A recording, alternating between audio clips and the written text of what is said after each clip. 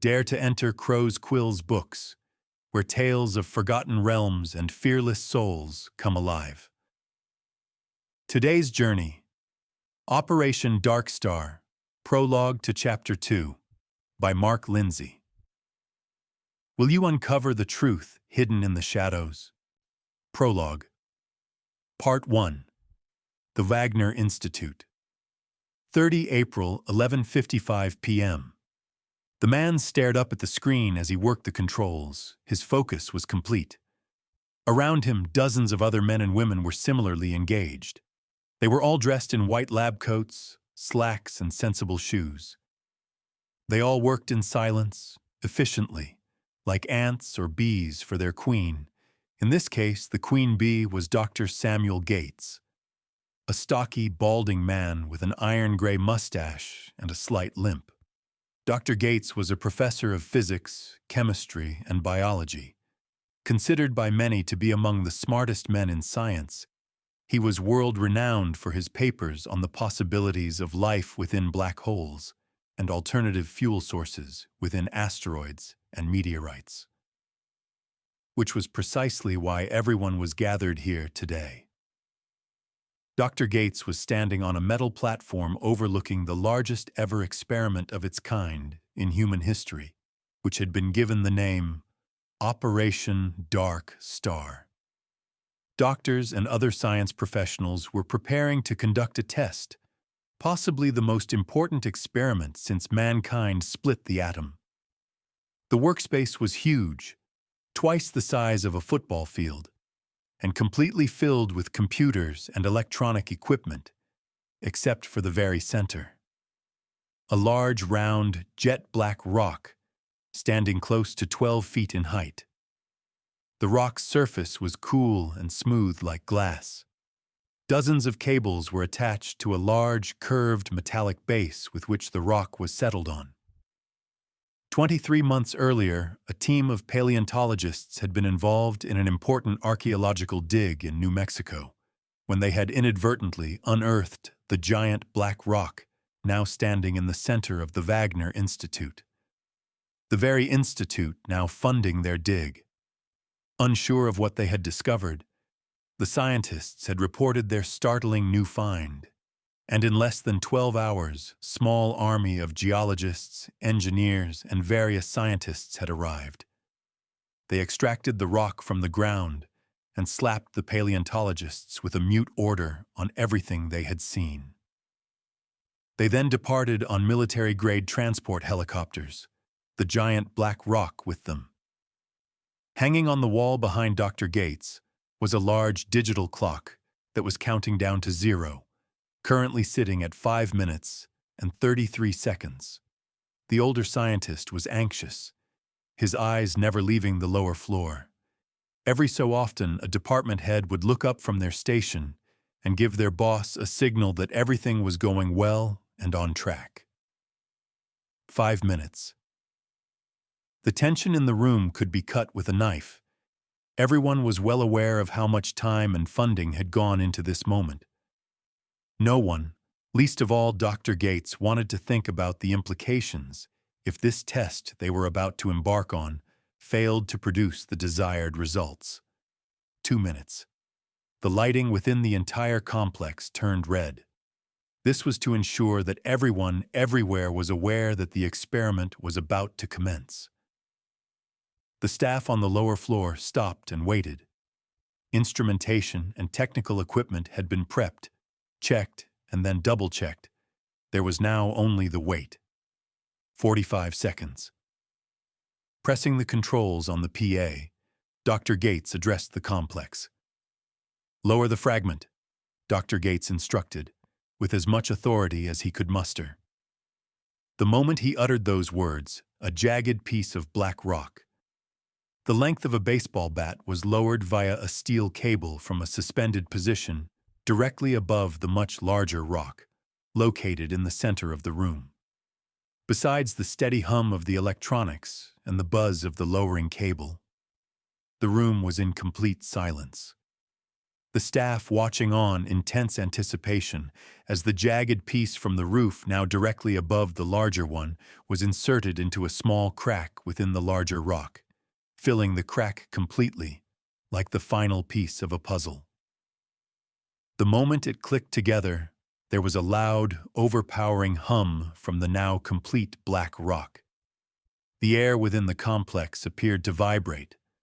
The scientists within the room were clearly excited by this sudden development.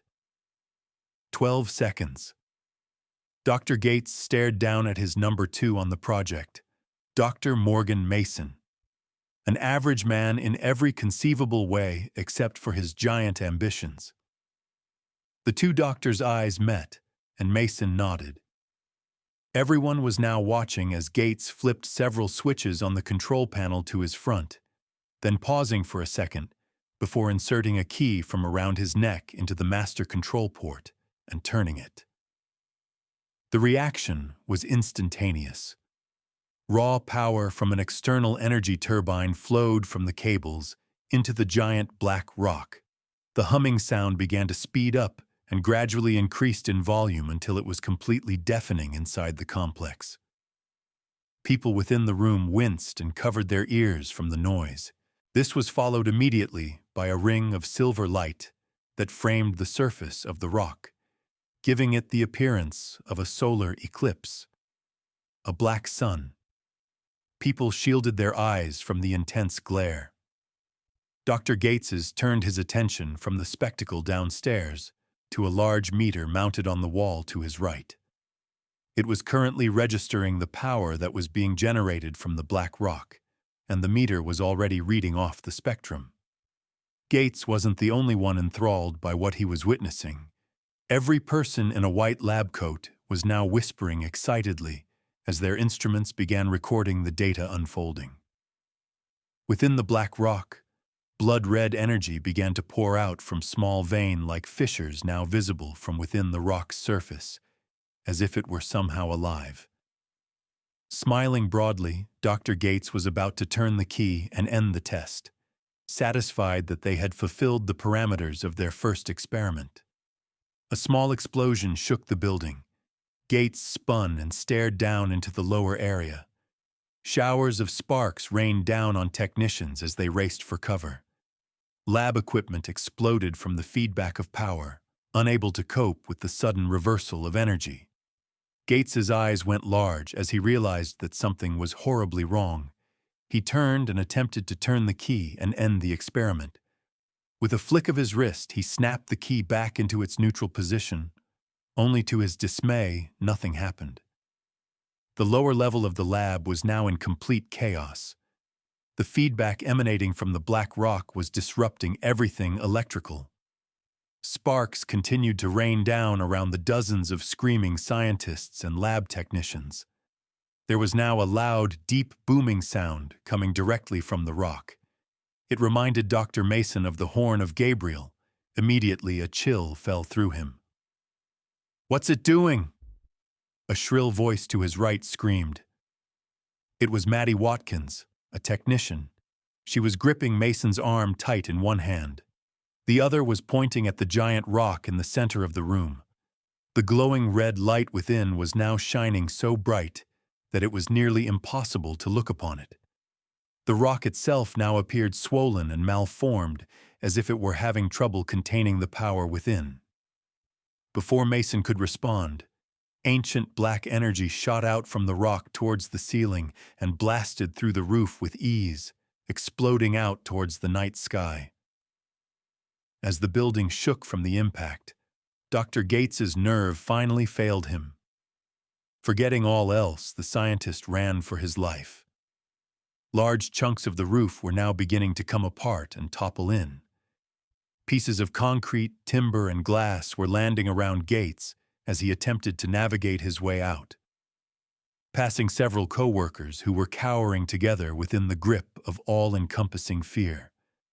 They were unable to flee. Gates was impervious to their plight. His only motivating thought was saving his own skin as his lab crumbled around them. The lighting and power were now gone. due to the damage and the black rock drawing the power from the Institute's system. Gates fumbled in the dark, stepping over upturned furniture and fallen bodies. The roar of a siren stopped the scientist in his tracks. Seconds later, the darkness was illuminated by a deep red light. "Emergency lighting," a voice behind Gates said. The scientist turned to see Peta Booth, a senior engineer. She was moving towards him, in her hand a large torch. "Thank God," Gates sighed. "Don't thank me yet," she replied, placing a hand on his shoulder, urging Gates onwards. It took them several minutes of navigating in the dim light before they found the main foyer. Much to their alarm, a large titanium security grille secured inside the foyer ceiling was slowly making its way to the floor. "No. We'll be trapped," Gates gasped. "Only if we stand here just staring at it," Booth stated, grabbing her boss by the arm and dragging him towards the exit. There was another loud boom, and the entire building was shaken. One of the stone pillars supporting the main staircase cracked and fell, crushing two fleeing workers under its immense weight and size. "My God!" Gates stammered in shock. "Keep moving unless you want to be next," Booth growled. The metal security grille was nearly down, less than 6 feet from the floor. In shock, Gates was struggling to move, and seeing her only chance in escaping disappearing. Booth let go of the scientist and dashed towards freedom. Dumbfounded, scared, and having problems processing what was going on around him. Dr. Gates watched as Booth fled towards the gap under the security grille. He attempted to call out, but all he could muster was a weak whisper of help. Booth could now see that the grille was only 2 feet from the floor. With all her might, she dived for the gap, sliding along the polished tiles, then rolling on her side, clearing the gap by mere inches, the steel grille striking the floor and closing the exit. Booth let out a ragged breath of relief, then taking one final glance back before she departed the Wagner Institute. "Wait. Wait." Gates' voice trailed off. He was gripping the security grille like a caged criminal. Unable to break free, all he could do was watch Booth escape into the distance. Peta Booth held a master's in engineering, a strong-willed and practical person. In her spare time, she liked to travel. She thought she was capable and someone who was prepared for anything. What greeted her outside stopped the woman dead in her tracks. Black energy as thick as the building blasted up out from the roof and into the sky. The night sky was now disappearing behind a veil of even greater darkness, casting the world below in eternal shadow. "What have we done?" Booth whispered. Chapter 1. Lieutenant Scott Lane threw his legs over the side of the bed and stared out of his open window into the night sky. For the past 3 hours he had been tossing and turning and was finally in the belief that sleep was not going to happen tonight. Running a hand over his heavy stubble, he climbed to his feet with a creak and a groan and made his way slowly through the dark and into the kitchen. Despite the slight chill in the night air, Scott had a sheen of sweat on his brow. Throwing open the fridge door, the kitchen was bathed in amber light as the Special Forces soldier decided on milk or a beer. Dismissing the first option, he quickly cracked the top and tossed the cap absently into the nearby bin. It hit the edge and rolled in. Scott downed half the contents in 3 long swallows as his mind contemplated the last 7 days. The previous week. As a member of Special Forces Operational Detachment Delta, Lieutenant Lane had been part of 2 teams involved in Operation Henhouse. Earlier, an aircrew of a U.S. Army Chinook helicopter had been shot down by an RPG in the southern region of the Helmand province. By the time a quick reaction force of Marines arrived, the downed Chinook had been stripped of supplies, weapons, and personnel. Intel pinpointed the hostages 50 miles north of the ambush site in a secluded valley. 5 stone bunkers, surrounded by wire and rock barricades. It was a small barracks used to train a separatists group of ISIS fighters known as Allah's Chosen, 40 men in total, who were actively torturing the surviving crew. 2 Black Hawk helicopters flew the team of Deltas into the valley in the early hours of the morning, well before sunrise. Once they were on the ground, Lieutenant Lane's team entered the barracks from the east. Their objective was to eliminate the heavy hardware that was situated towards the most likely enemy approach on the southern side. While this was occurring, the second team was coming in from the north, which held a large stone wall and very few sentries. Their task: eliminate those sleeping within the barracks and liberate the hostages in the central building. Everything was going well. Intel was spot on regarding enemy numbers. However, when the second team entered the central bunker, what they found was a charnel house. The aircraft crew had been tortured to death, not for intelligence but for amusement. Allah's Chosen had also been expecting a rescue mission. The men stationed within the barracks were all unskilled warriors, bait, cannon fodder. The real fanatics were all lying in wait on the canyon wall. Armed with 81mm mortars, they started an unrelenting barrage against their own barracks. That, coupled with the high explosive placed strategically around the bunkers, meant that Lane's team was literally standing inside a powder keg. Within the first minute of the attack, the second team had been completely decimated. Struggling to maintain comms, Lane had attempted to withdraw his men, only to discover a secondary cut-off team waiting for them. Heavy arms fire from an elevated position. Lane was now pinned down. 1 operator dead, another critically wounded, 2 more unable to move. All the lieutenant could do was barricade himself and his men in the southern bunker and continue to fight. By the time air support and the secondary response arrived, Team 1 was down to their last few rounds. 3 of his team had died due to trauma and shock before the sun had risen. The remaining men under his command were suffering extreme fatigue and minor injuries. Allah's Chosen had accomplished their task: maim and demoralize the United States. They did this by putting their best and brightest on show. Back at base, no one blamed Lane for the bungled assault, but at the same time, no one wanted to be reminded of the colossal failure that had occurred. It was decided that for the best interest of all, Lieutenant Lane would be sent home 2 months early to rest and recuperate. Scott sat in silence as he finished off his beer and contemplated cracking a second, when the sound of screeching tires was followed by steel-on-steel impact that shook him from his melancholy mood. Looking out the kitchen window, it took Scott a few seconds to make out exactly what was occurring in the darkness. At first glance, it appeared as if 2 vehicles had swerved to avoid a collision. A dark blue sedan was sitting atop a fire hydrant, currently spewing water into the air. The other was a white minivan that had collided with a parked truck, whom the occupant was now running down the street, screaming her lungs out. The sight below didn't make much sense, and apparently Scott wasn't the only spectator. Lights from several other apartments began to flick on. "What the hell is that?" a random voice from the apartment below yelled out. Other voices in the street were quick to follow. Confused, he continued to stare. Then he saw it. There, in the middle of the street, a black hole had appeared, a nothingness, almost imperceptible in the night. It was like a tunnel, but without the mass surrounding it, in which it should exist.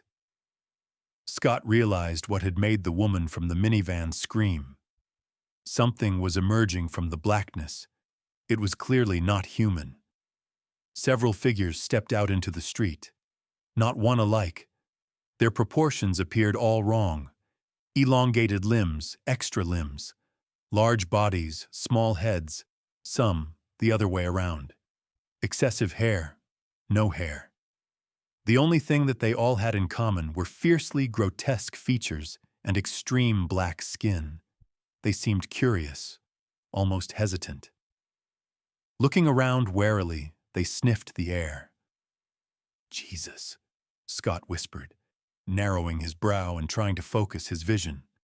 As Scott peered down, the driver's side door of the blue sedan swung open, and a young man slowly stepped out, careful to avoid the water still spilling from the hydrant and being more concerned with the damage to his car. The man was completely oblivious to what was happening only 20 meters away. "Hey! Hey!"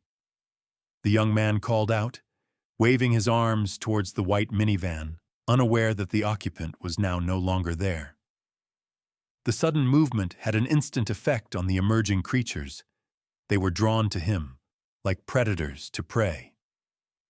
Even with his years of combat training, Scott was completely unprepared for what was transpiring below, and by the time he had enough wits to yell a warning to the hapless man, it was too late.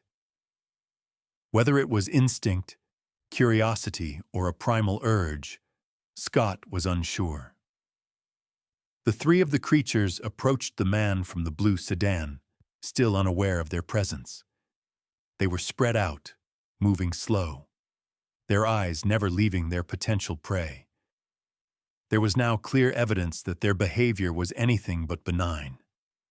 Despite their alien faces, the creatures were wide-eyed with eagerness and fascination. The man in the street stopped dead in his tracks. He had now seen what was approaching, and he realized immediately that he was in the direst of situations. Scott knew what was about to happen and was powerless to stop it. Transfixed, he watched on in horror as the three creatures fell upon the young man. Holding him down, they proceeded to rip the flesh from his body with eager, fang-filled mouths. The man screamed in agony. Like hyenas, they eagerly ate their victim alive and kicking. The young man's screams and blood drew more of the creatures out from the black portal. They swarmed over one another, frantic and desperate for the sweet flesh. The horrific display in the street had grabbed the attention of more spectators in the surrounding apartments. Their cries of protest and alarm drew even more of the emerging monstrosities from the black hole. These new arrivals were impatient to get to their new food source. They turned to the surrounding buildings and began to climb. Using the fire escapes, they scaled quickly to the first floors, smashing their way into each and every apartment. The night air was filled with the roars of the ungodly beasts and the screams of terror and pain from their human victims. The advancing creatures' vast numbers were causing small tremors in the building.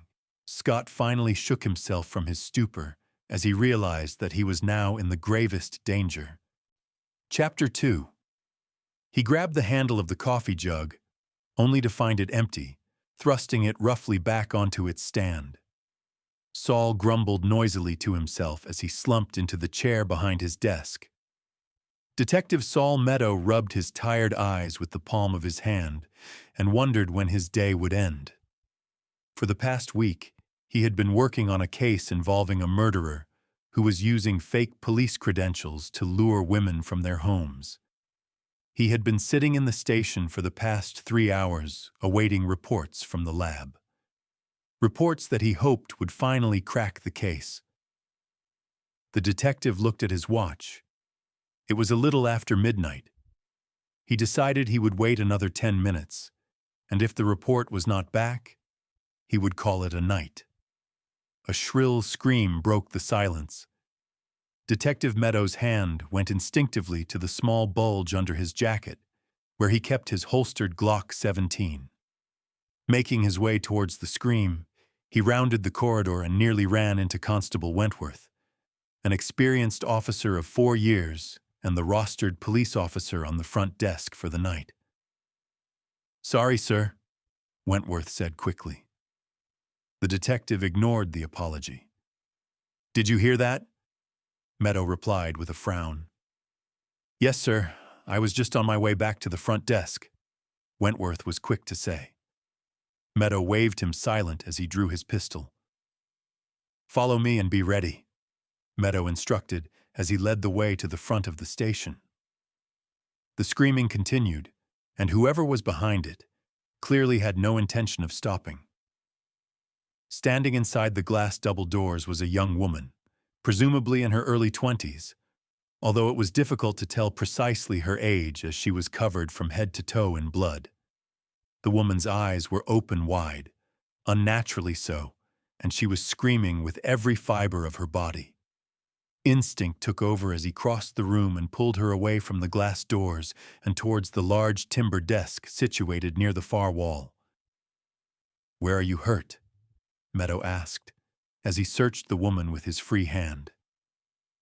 He received no reply, although her screaming had now stopped. "Sir, sir," Wentworth called out. Meadow was ignoring the officer as he continued his search. "I can't find a wound," Meadow muttered. The woman stammered. "Sir!" Wentworth called out again.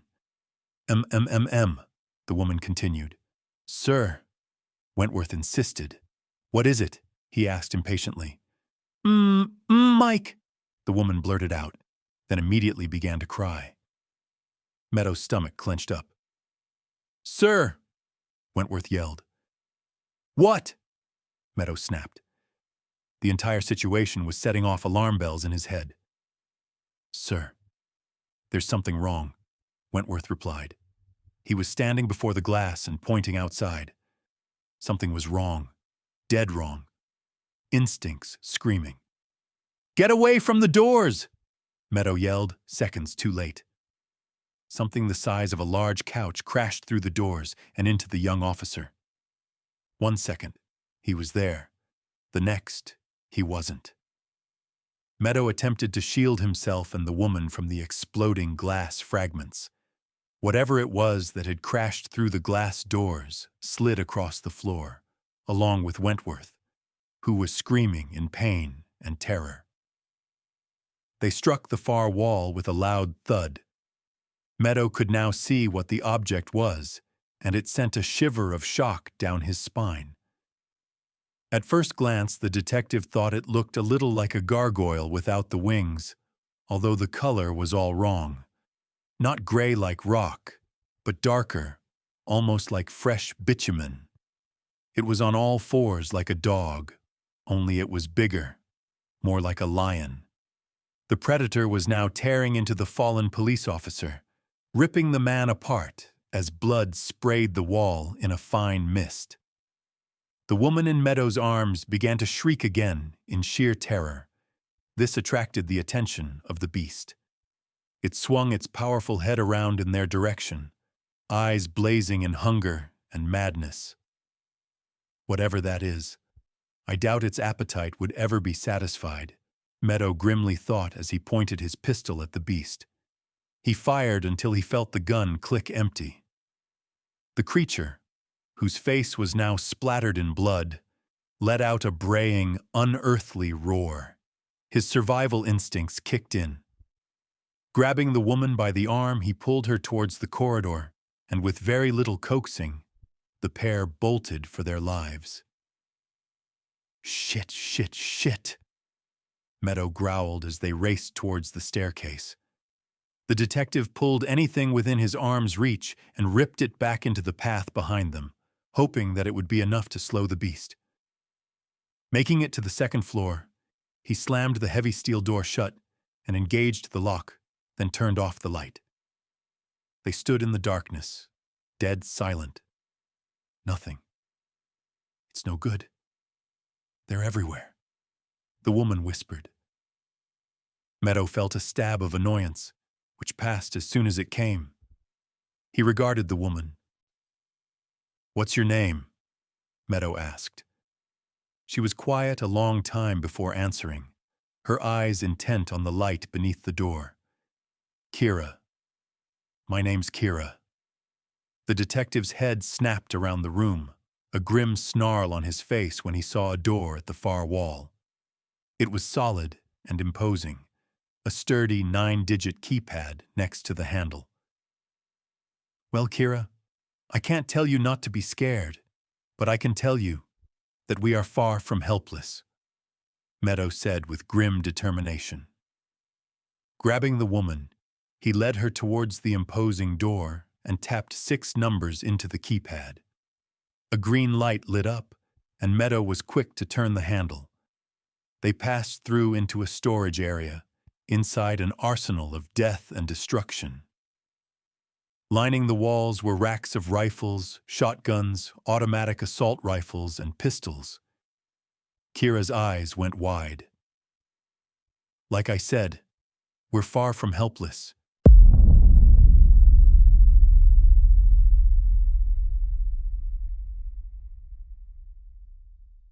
That seals today's tale in shadows. We hope Operation DarkStar has drawn you deeper into its enigma. Return soon to Crow's Quill's books, where the next chapter awaits, whispering secrets yet untold.